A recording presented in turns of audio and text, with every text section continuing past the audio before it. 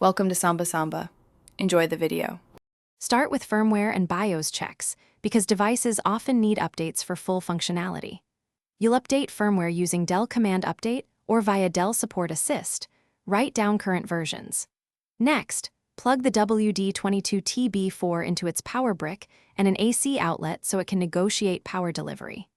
Then, connect the Thunderbolt 4 cable between dock and laptop while the laptop is on and unlocked. This ensures the host detects the dock and prompts for any Thunderbolt authorization right away.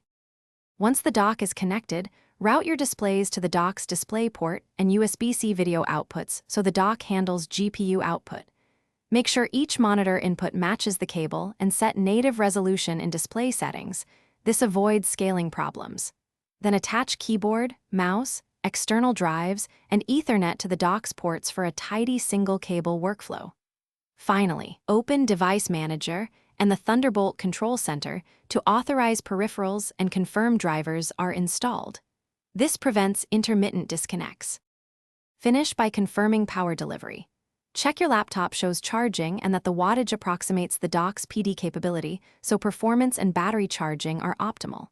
Next, test sleep and wake, external speakers, and a large file transfer to ensure USB and network stability.